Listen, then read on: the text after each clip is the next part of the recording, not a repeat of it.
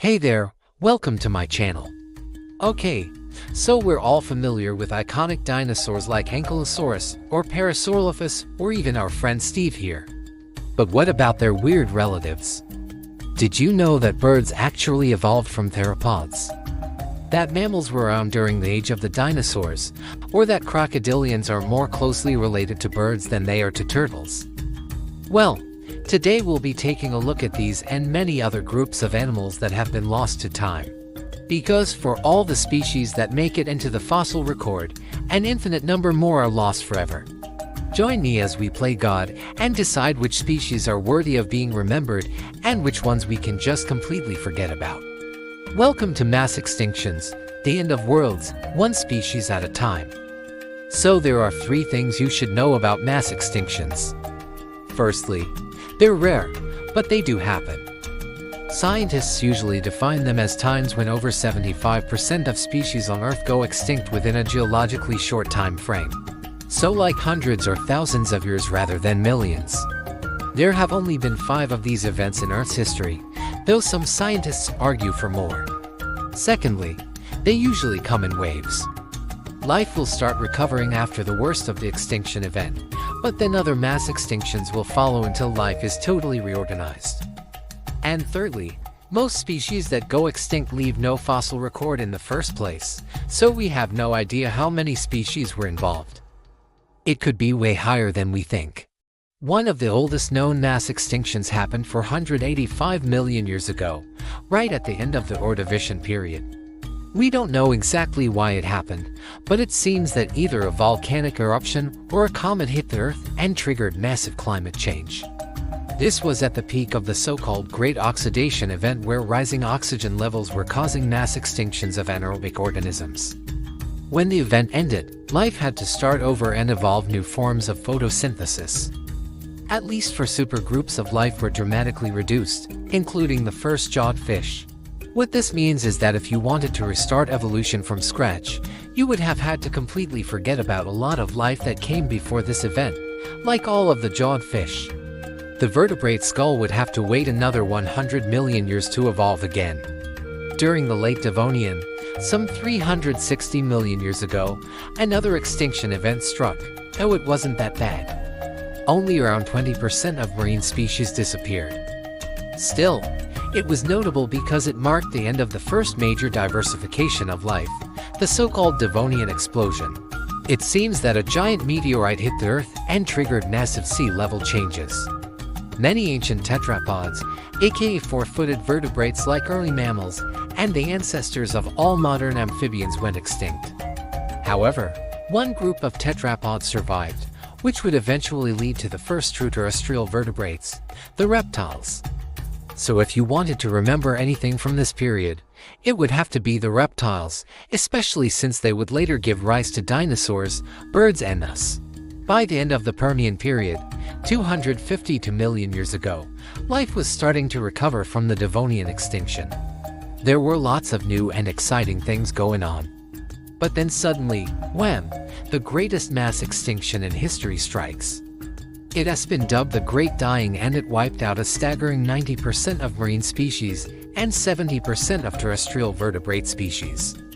This was by far the worst extinction event in history, and it caused the largest gap in the fossil record.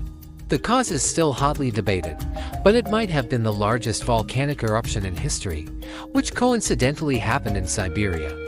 This released so much carbon dioxide that the global temperature rose by as much as 6 degrees Celsius.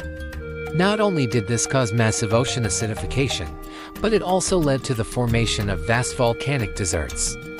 Even the oceans weren't safe, though, because the ocean water became so acidic that shells and skeletons started dissolving. No wonder we don't have any fossils from this time. But this disaster did have one bright side, though, because it allowed mammals to finally diversify and take over the planet. Okay, well, it didn't help that all of the large meat-eating dinosaurs went extinct, but still, mammals wouldn't be where they are today without this catastrophe. So if you want to remember anything from this period, it would have to be the ancestors of modern mammals. Don't worry, though, because a few groups of cynodonts, which were the closest relatives of mammals, did survive. They just looked kind of different. These included the famous mammal-like reptile Morganucodon, who had furry, mouse-like fur and huge eyes. If you want to remember anything from this time, it would have to be them. By the Triassic period, 200 million years ago, life was beginning to recover once again. Dinosaurs were just starting to diversify, giving rise to the first sauropods and the first ornithischians. But then suddenly, kaboom, yet another mass extinction event strikes, killing off a further 20% of marine species and 75% of terrestrial vertebrate species. This was mostly caused by massive volcanic eruptions in what is now the Central Atlantic Magmatic Province. These eruptions literally split the supercontinent Pangaea in half. It also gave rise to the superpowered ocean current called the Atlantic Meridional Overturning Circulation, which drastically changed global climate patterns and caused the breakup of Pangaea. While it did kickstart the Jurassic and Cretaceous periods, it spelled doom for many species. In particular, it caused the extinction of all remaining cynodonts, effectively wiping out the ancestors of mammals a second time. The reason why mammals took so long to evolve after this point is because after each extinction event, it takes a very long time for niches in the ecosystem to open up and for mammals to exploit them. For example, after the Great Dying, it took over 50 million years for mammals to become relatively large, and after the Triassic extinction, it took over 60 million years. So if you want to remember anything from this period, it would have to be the dinosaurs because they would dominate the next 100 million years. By the Cretaceous period, 145 million years ago, life was thriving like never before. Birds were diversifying, flowering plants were taking over the land, and the Lacustrine period was just beginning. Then suddenly, WHAM, a comet the size of a mountain smashes into the Yucatan Peninsula. This triggered massive climate change, ocean acidification, tsunamis, earthquakes, and the extinction of, wait for it, 75% of all species. This is, of course, the most famous mass extinction in history, and it marks the end of the dinosaurs. However, it also marks the beginning of something new too. With the extinction of many large animals, smaller animals, including mammals, flourished. Some mammal groups, such as the primates, took advantage of the new environment and started to rapidly diversify. So if you want to remember anything from this period, it would have to be the primates, particularly the group called the Plesiadapiforms.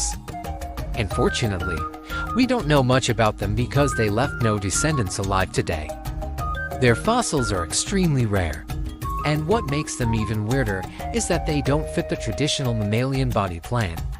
Most of them were about the size of a raccoon, and they had huge claws, big incisors, and no upper teeth, and they looked kind of reptilian. They lived in trees, and they probably used their claws to grip branches while their prehensile tail helped them balance. So if you want to remember anything from this period, it would have to be them. After the Cretaceous, life started to recover, but it would take a further 10 million years to fully recover from the impact. New species continued to evolve, but at a slower pace. And by the end of the Paleogene period, 55 million years ago, life was starting to look much like it does today. A few more small extinctions happened throughout the Neogene and the Quaternary periods, but nothing too significant. And here we are. So there we have it.